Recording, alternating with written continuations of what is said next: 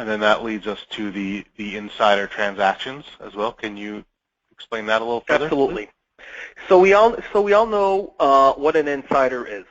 A corporate insider is any executive, a C-level executive that works for a listed company, and whenever an insider does a transaction, meaning he is either buying or selling equity in his companies, he is required to report to the SEC. It's called the Form 4. What we do at Tippering's is we analyze all these Form 4s and we measure the performance of different insiders.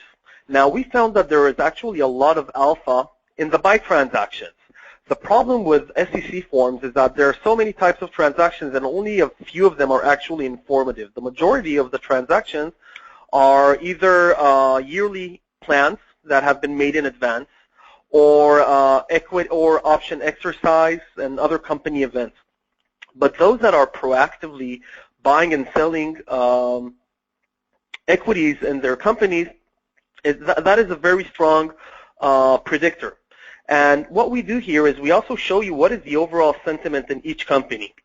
You can see a list of all the transactions in each company, and then we measure it historically. So we will tell you every day if the sentiment is higher than it is historically. We measure the standard deviation and we measure the number of transactions, and then we can tell you, okay, you know what, in this company, suddenly there are many insiders that have started buying the stock without any reason that we can think of. And then if you look historically, if you look over the last few years, you will see that there was never any event where many insiders have started buying into their own company. So Peter Lynch once said that insiders have many reasons to sell stocks of their companies, but there's only one reason, which is they truly believe in that company. And we turned that into a science by basically measuring how good was the historical performance of all of these insiders.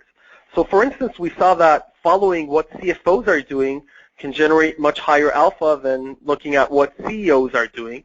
And if you focus on insider activity in small cap and mid cap, the performance is actually higher than large cap companies. So in this specific feature, you can see the overall sentiment and you can see a list of all the transactions. You can see if the transaction is informative or uninformative, and conclude from that if this is an interesting opportunity or not.